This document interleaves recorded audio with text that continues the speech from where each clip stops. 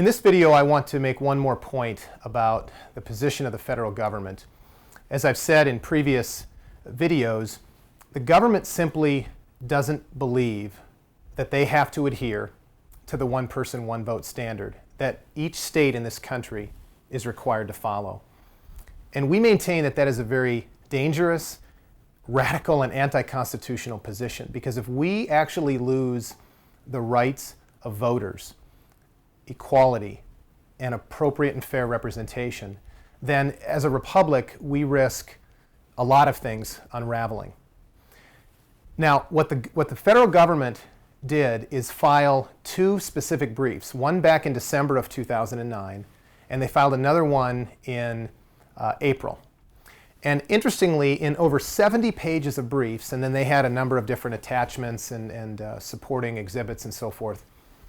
But it's interesting, you'll be interested to know that in all of that brief material, over 70 pages, not one time did they pay homage to or respect or make mention of the rights of voters, the issue of fairness, and the issue of appropriate representation.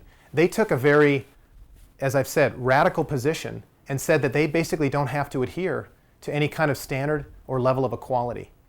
So we've got our federal government believing that they can essentially do what they want on this particular issue and not have to regard the rights of voters and the rights of fairness. And that, my friends, is a very, very dangerous position.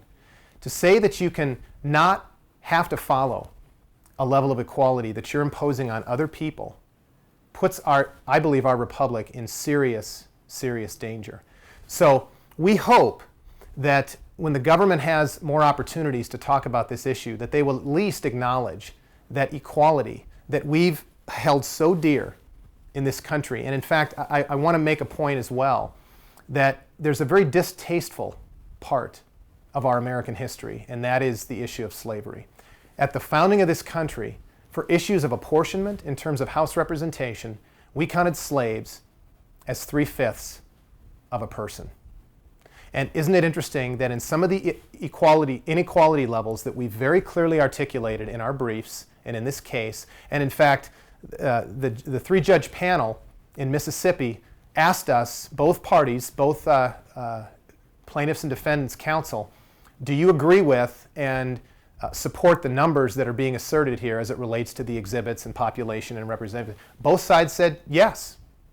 So this level of inequity, when we've got Montana voters that actually are worth less than 60% of a voter in Wyoming, how can we tolerate that as a nation? That is simply wrong.